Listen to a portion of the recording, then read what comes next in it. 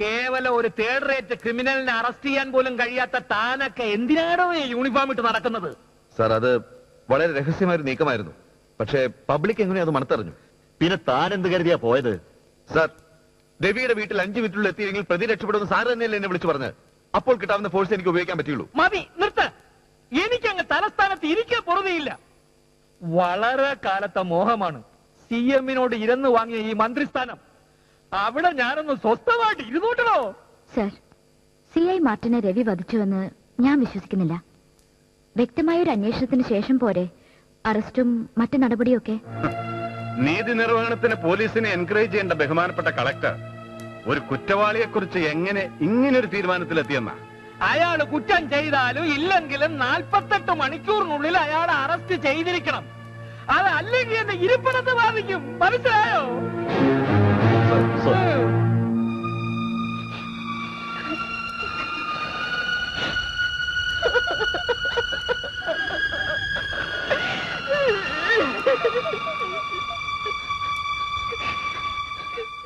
മേസ്ത്രിയുടെ ചിതയെരിയുമ്പോൾ തോളിൽ തട്ടി ആശ്വസിപ്പിക്കാൻ സ്നേഹിതന്റെ അരികിൽ രവിശങ്കരം ഉണ്ടാകും, അല്ലെ? റൈറ്റ്. അവന്റെ അമ്മയുടെ ബഹുജന മുന്നേറ്റ മുന്നണിയുടെ കോട്ടയ്ക്ക് പുറത്ത് അവനെ തനിച്ചു കിട്ടാവുന്ന ഏറ്റവും നല്ല അവസരം. അധോലോകങ്ങളുടെ നായകൻ, the great underworld don Shri Ravishankar കൊല്ലപ്പെട്ടു. നാളത്തെ പത്രത്തില് മുൻ പേജ്. തനിക്കത് വായിക്കാൻ പല വഴിക്ക് ഞാൻ നോക്കി മടുത്തു. ഇപ്രാവശ്യമെങ്കിലും രവിശങ്കറിനെ ഒന്ന് ഇല്ലായ്മ ചെയ്തു തരണം. 2 ഷാർപ്പ് ഷൂട്ടേഴ്സിനെ ഞങ്ങൾ അറേഞ്ച് ചെയ്തിട്ടുണ്ട്. ആൾക്കൂട്ടത്തിനിടയിൽ രവിശങ്കറിനെയും കാത്ത് അവരുണ്ടാവും. അവരുടെ കൂടെ നിങ്ങളുടെ ആൾക്കാരും ഉണ്ടാവണം. പോലീസുമായുള്ള ഒരു എൻകൗണ്ടറിലാണ് ഇത് സംഭവിച്ചതെന്ന് പത്രക്കാർ എഴുതും.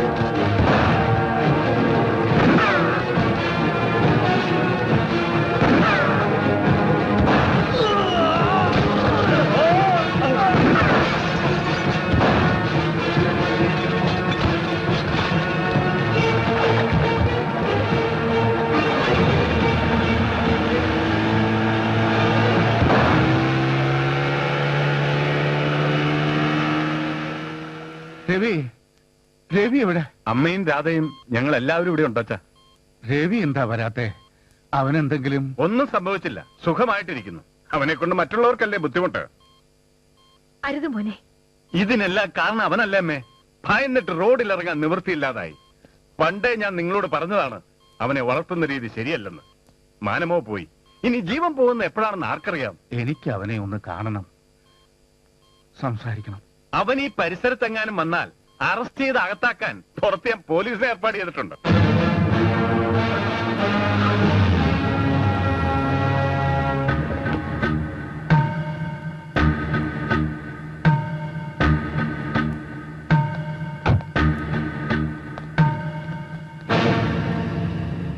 രാവിലെ ഞാൻ അച്ഛനെ പോയി കണ്ടിരുന്നു. ഇനി ഭയപ്പെടാനൊന്നുമില്ലെന്നാ ഡോക്ടർ പറഞ്ഞത്. അങ്ങയുടെ നല്ല മനസ്സിന് ഒന്നും സംഭവിക്കില്ല. ഈ പരിസരത്ത് എവിടെ കണ്ടാലും അറസ്റ്റ് ചെയ്യണമെന്ന കമ്മീഷണറുടെ ഓർഡർ. പക്ഷേ സാർ ഇവിടെ വന്നിട്ടില്ല, ഞങ്ങൾ കണ്ടിട്ടുമില്ല.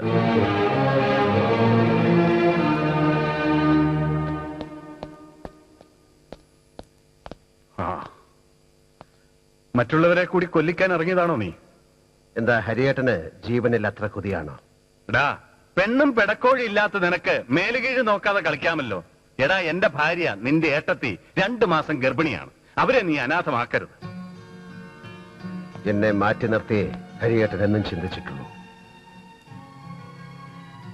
ജീവിച്ചിരിക്കുന്നവർക്കോ ജനിക്കാനിരിക്കുന്നവർക്കോ ഞാനൊരിക്കലും ഒരു ബാധ്യതയാവില്ല. എന്റെ വഴിയും കാലവും ഞാൻ എന്നെ നിർണയിച്ചു കഴിഞ്ഞു.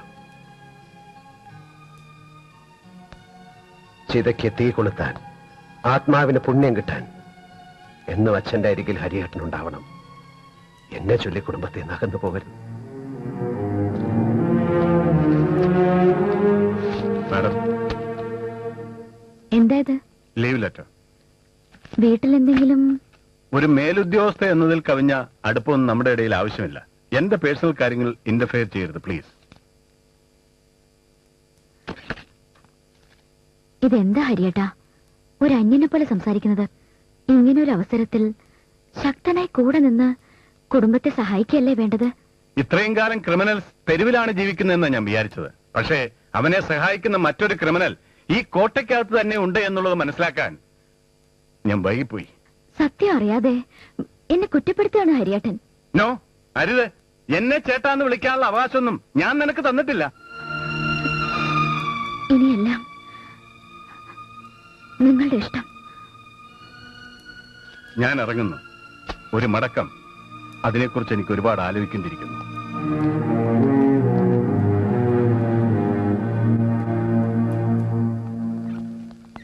മിസ്സസ് മാർട്ടിൻ ഇത്രയും പെട്ടെന്ന് നോർമൽ ആവുമെന്ന് ഞാൻ കരുതിയില്ല. എനിവേ, എനിക്ക് അവരുമായിട്ടൊന്ന് സംസാരിച്ചാൽ കൊള്ളാന്നുണ്ട്. ചോദിക്കുന്ന കാര്യങ്ങൾക്ക് കൃത്യമായ മറുപടി പറയത്തക്ക വിധം അവരിപ്പോ ഇമ്പ്രൂവ് ആയിട്ടുണ്ട്. കേസിന്റെ കാര്യത്തിൽ അവർക്ക് നിങ്ങളെ സഹായിക്കാൻ കഴിയുമെന്നാണ് ഞങ്ങളുടെ വിശ്വാസം. പക്ഷെ മിസ്റ്റർ വിഷ്ണു ഇപ്പൊ അവരെ കാണണ്ട. അതെന്താ? ഉറക്കം കുറവായതുകൊണ്ട് അവർക്ക് സ്ലീപ്പിംഗ് ഡോസ് കൊടുത്തിരിക്കുക. നാളെ വരൂ. ആ,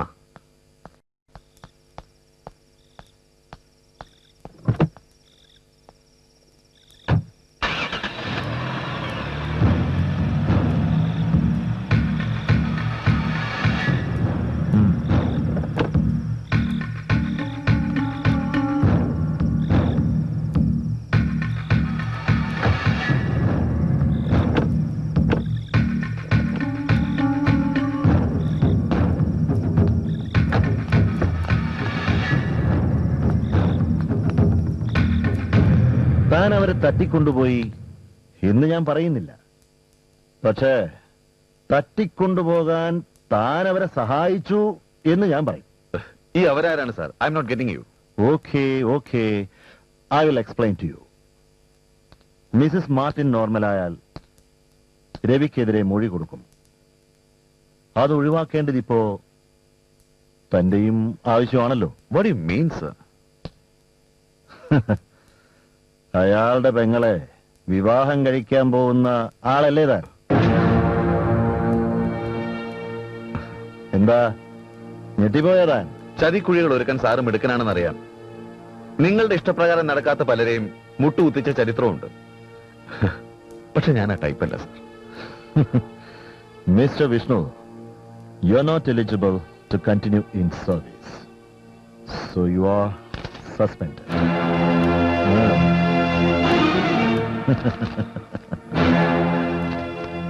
എന്നെ കുറിച്ചുള്ള റിപ്പോർട്ടിൽ കറപ്റ്റഡ് എന്നോ ഇനെഫിഷ്യന്റ് എന്നോ എഴുതാനുള്ള സാറിന്റെ ഇഷ്ടവും ഇഷ്ടക്കേടും ആരുടെയൊക്കെയോ കയ്യിൽ നിന്ന് നിങ്ങൾക്ക് ലഭിക്കുന്ന കിഴിയുടെ ഖനം പോലെയാണെന്നറിയാം.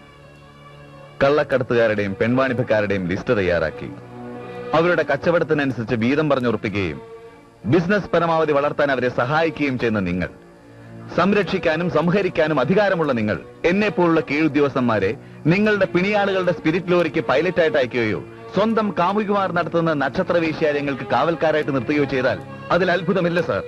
ഡിപ്പാർട്ട്മെന്റിന് തന്നെ നാണക്കേടുണ്ടാക്കുന്ന നിങ്ങളെപ്പോലുള്ള സീനിയർ ഓഫീസേഴ്സിനെ സെല്യൂട്ട് ചെയ്യേണ്ടി വരുന്ന ഗതികേടോർത്ത് ഞാൻ ലജ്ജിക്കുന്നു. You shut up. കൈ ഒങ്ങുന്നോടാ. അടിച്ച് നിന്റെ 32 കൊല്ലം പോലീസാക്കിയിട്ട് കൊടുക്കും ചേണ്ടി.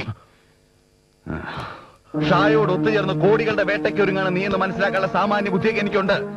ഞാൻ ഇട്ടിരിക്കുന്ന ഈ കാക്കിക്ക് ആദർശത്തിന്റെയും നീതി നിർവഹണത്തിന്റെയും സത്യസന്ധതയുടെയും ചങ്കൂറ്റത്തിന്റെയും നിറമാടോ. കള്ളപ്പണക്കാരന്റെ മടിശീല കണ്ട് കണ്ണു മഞ്ഞളിച്ചു പോയ നിന്റെ കാക്കിക്ക് അക്രമത്തിന്റെയും അഴിമതിയുടെയും കൈക്കൂലിയുടെയും ചെളിപുരണ്ട നിറമാണ്. അതിനു മുകളിൽ അശോക സ്തംഭം വെച്ച് ഈ തൊപ്പി ചേരില്ല. ഞാൻ ഇനിയും വരും. അന്ന് നിന്റെ തലയിൽ ഈ തൊപ്പി ഉണ്ടാവില്ല, ഓർത്തോ.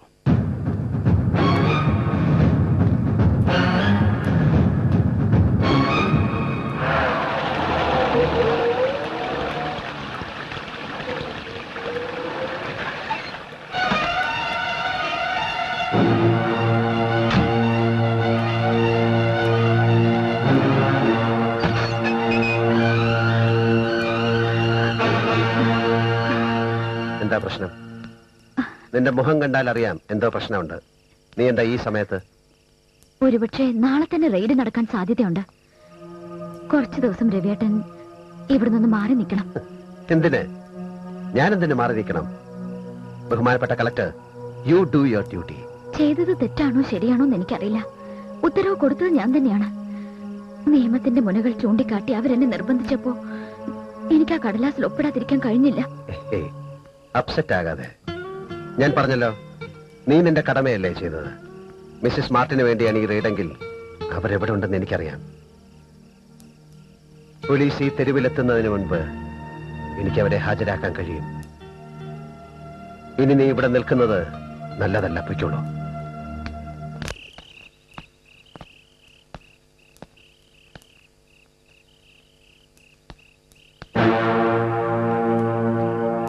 വിഷ്ണു, നീ എന്നെയാണ് അന്വേഷിക്കുന്നതെങ്കിൽ ഞാനിവിടെ തന്നെ ഉണ്ട്. അപ്പൊ നീ എന്നെ കാത്തിരിക്കായിരുന്നു? അതെ, പക്ഷെ ഞാൻ പ്രതീക്ഷിച്ചതിലും അല്പം നീ വൈകി. മിസ്സിസ് മാർട്ടിൻ എവിടെ? ഉത്തരവാദപ്പെട്ട ഒരു പോലീസ് ഉദ്യോഗസ്ഥൻ എന്ന നിലയിൽ നിന്റെ ഈ ചോദ്യവും അന്വേഷണവും ഒക്കെ വളരെ തരം താണുപോയി. സ്വന്തം നിലനിൽപ്പിന് വേണ്ടി നിയമത്തെ വളച്ചൊടിക്കുന്ന ചില മൂന്നാംകട പോലീസ് ഉദ്യോഗസ്ഥന്മാരെയും രാഷ്ട്രീയക്കാരെയും കണ്ട് മാത്രം പരിചയമുള്ള നിനക്ക് എന്നെ പോലെ സത്യത്തിന് വേണ്ടി നിലകൊള്ളുന്ന ഒരു പോലീസ് ഉദ്യോഗസ്ഥനെ അടക്കി നിർത്താൻ ഒരല്പം ബുദ്ധിമുട്ടേണ്ടി വരും. അഴിമതിയെ ഹൃദയത്തിൽ ഒളിപ്പിച്ചു വെച്ചിട്ട് അതിനെതിരെ ഘോരം പ്രസംഗിക്കുന്ന രണ്ട് മുഖമുള്ള ഒരു രാഷ്ട്രീയക്കാരനല്ല ഞാൻ. പക്ഷെ കണ്ണിന് പകരം കണ്ണെന്ന് നിന്റെ ഈ തത്വശാസ്ത്രയുടെ അന്ധമാരുടെ ലോകം ഉണ്ടാക്കാനേ സഹായിക്കൂ. പ്രതികാരത്തിന്റെ പേരിൽ നടക്കാനുള്ളതല്ല സാധാരണക്കാരന്റെ ജീവിതം. പോലീസ് അക്കാഡമിയിൽ നിന്ന് IPS ബിരുദം നേടിയതുകൊണ്ടോ മുഖം നോക്കാതെ നടപടിയെടുത്തതുകൊണ്ടോ മാത്രമല്ല, ജനജീവിതത്തിന്റെ സ്പന്ദനങ്ങളോട് സംവേദനം ചെയ്യാനും പ്രതികരിക്കാനും കഴിയുന്നവനാണ് ശരിയായ പോലീസ് ഓഫീസർ. നിരപരാധികളെ തോക്കും ബോംബും വെച്ച് കൊലപ്പെടുത്തിയവനാണ് നീ. കള്ളക്കടത്തും മയക്കുമരുന്നും ആയുധ കച്ചവടവും അടക്കം മനുഷ്യകുലത്തിന് ഭീഷണിയായ സകലവിധ മാഫികളെയും വളർത്തിയവനാണ് നീ. എന്റെ ജീവനോടും മുമ്പ് നിനക്ക് തന്നു തീർക്കാനായ ഓരോ കണക്കുകളും എന്റെ പകയുടെ പുസ്തകത്തിൽ കുറിച്ചിട്ടിരിക്കുന്നവനാണ് ഞാൻ. നീ പറഞ്ഞതാണ് ശരി. പിടിച്ചടക്കാൻ കഴിയാത്ത എന്തിനോടും നിനക്ക് പകയാണ്, അന്നും ഇന്നും. നീതി തേടി നിയമത്തിന്റെ മുന്നിലെത്തുന്നവൻ വഞ്ചിക്കപ്പെടുകയും വേലി തന്നെ വിളവ് തിന്നുകയും ചെയ്യുന്നതല്ലേ നാളിതുവരെയുള്ള ചരിത്രം. എന്നെ കള്ളക്കേസിൽ അകപ്പെടുത്തി പീഡിപ്പിച്ചാലോ ദീർഘകാലം ജാമ്യം തന്നെ നിഷേധിച്ചാലോ എന്റെ ജീവിത വീക്ഷണത്തിൽ യാതൊരു മാറ്റവും സംഭവിക്കില്ല. സ്വന്തം സുഖവും ലാഭവും അല്ലാതെ മറ്റെന്തെങ്കിലും നീ ഇതുവരെ ചിന്തിച്ചിട്ടുണ്ടോ? ഒരിക്കൽ പോലും മുറിവേറ്റിട്ടില്ലാത്ത നിനക്ക് മറ്റുള്ളവരുടെ വേദന മനസ്സിലാവില്ല. ശരിയാണ്, ഞാൻ ആഗ്രഹിച്ചതിലധികം നേടി. ഈ തെരുവിന്റെ സ്നേഹം ഞാൻ ഒരുപാട് വേദനിച്ചു ഇവിടുത്തെ മനുഷ്യർക്ക് വേണ്ടി. ഓരോരുത്തരെയായി ഈ തെരുവിന് നഷ്ടപ്പെട്ടപ്പോൾ അതിന് കാരണക്കാരനായ ഗുലാബ് ചന്ദ് ഷായോടുള്ള ഇന്നും അവസാനിച്ചിട്ടില്ലാത്ത സമരത്തിന്റെ വിത്തുകൾ എന്റെ മനസ്സിൽ വീണ് വളരുകയായിരുന്നു. ഈ തെരുവിനെ സ്വന്തം ആത്മാവിനോട് ചേർത്ത് പിടിച്ച ഞങ്ങളുടെ സലിം ബായിയെ അവൻ കൊല്ലിച്ചു. ഈ തെരുവ് അനാഥമാവാതിരിക്കാൻ ഞാൻ എന്റെ കുടുംബം പോലും ഉപേക്ഷിച്ച് ഇവരോടൊപ്പം ചേർന്നു. എന്നെ കുരുക്കാൻ ഷാ ഒരുക്കിയ ചതിക്കുഴിയാണ് CI മാർട്ടിന്റെ മരണം. എന്നെ ഒതുക്കാൻ കമ്മീഷണർ ഒരുക്കിയ കെണിയിൽ വീണാണ് നിനക്ക് നിന്റെ അധികാരം നഷ്ടമായത്. സസ്പെൻഡ് ചെയ്യപ്പെട്ട വിഷ്ണു IPS അവരുടെ മുന്നിൽ ഒരു തടസ്സമേ അല്ല. ഒരു നിമിഷം കൊണ്ടെല്ലാം അവസാനിപ്പിക്കാൻ എനിക്ക് അറിയാഞ്ഞിട്ടല്ല. എന്റെ വാൽമുനയിൽ ചോര പുരണ്ടാൽ, അറിയാതെ എന്റെ കയ്യിൽ നിന്നൊരു തീപ്പൊരി വീണാൽ ആദ്യം ഈ തെരുവ് കത്തും, പിന്നെ ഈ നഗരവും കത്തിയാൻ വരും. അതാണോ നിനക്ക് വേണ്ടത്? പറയൂ, അവസാനിപ്പിക്കട്ടെ എല്ലാം. മണിയും മസിൽ പവറും പൊളിറ്റിക്സും ചില പോലീസ് മേലാളന്മാരും അവിശുദ്ധമായി കൈകോർത്ത് നിൽക്കുന്ന ഈ നാട്ടിൽ ഇനിയും ജനിക്കാത്ത തലമുറയെ കൂടി നശിപ്പിക്കാമെന്ന അസ്ത്രവും പേറി നടക്കുന്ന ചില വമ്പൻ റാക്കറ്റുകൾക്കെതിരെ ഒറ്റപ്പെട്ട ചില അന്വേഷണ പ്രശ്നങ്ങളല്ലാതെ ഒന്നും നടക്കില്ല എന്ന് എനിക്ക് മനസ്സിലായി. സത്യം നിരന്തരം പീഡിപ്പിക്കപ്പെടുന്ന ഈ ലോകത്ത് സമൂഹത്തിന്റെ നന്മയ്ക്ക് മാത്രമായി സേവനം ചെയ്യുന്നവൻ മാനസികമായി തകർന്നാൽ അവശേഷിക്കുന്ന നന്മയുടെ കണികകൾ കൂടി ഇല്ലാതാവും. നമ്മൾ രണ്ട് ചേരികളിൽ നിന്നാലും ഭീകരതയുടെ ദുരന്ത ഫലം ഒന്നാണ്. ശത്രു ആര് എന്നറിയാതെ യുദ്ധം പ്രഖ്യാപിക്കരുത്. ഞാൻ ചെയ്യുന്നതും നിനക്ക് ചെയ്യാൻ കഴിയാവുന്നതുമായ കാര്യങ്ങൾ ഒന്നിച്ചാൽ അവസാനിക്കാവുന്നതേ ഉള്ളൂ ഇവിടുത്തെ പ്രശ്നങ്ങൾ. പുറം തിരിഞ്ഞു നോക്കാനുള്ള സമയമല്ലത്. നമുക്ക് ഒരുമിച്ച് നീങ്ങാം. മിസ്സസ് മാർട്ടിന്റെ സത്യസന്ധമായ മൊഴിക്ക് മാത്രമേ നിയമത്തിന്റെ കുരുക്കിൽ നിന്ന് എന്നെ രക്ഷിക്കാനാവൂ. അവർ സുരക്ഷിതരായിരിക്കേണ്ടതിന്റെ ഉത്തരവാദിത്വം മറ്റാരെക്കാളും കൂടുതൽ ഇന്ന് നിനക്കാണ്. അധികാരത്തിന്റെ തൊപ്പി തലയിലില്ലാത്ത ഒരു സാധാരണ പൗരനായി ജനിച്ച നാടിനു വേണ്ടി എന്തെങ്കിലും നേടാനുള്ള ഒരു അവസരമായി നീ ഇതിനെ കാണണം. എന്നോടൊപ്പം വരൂ.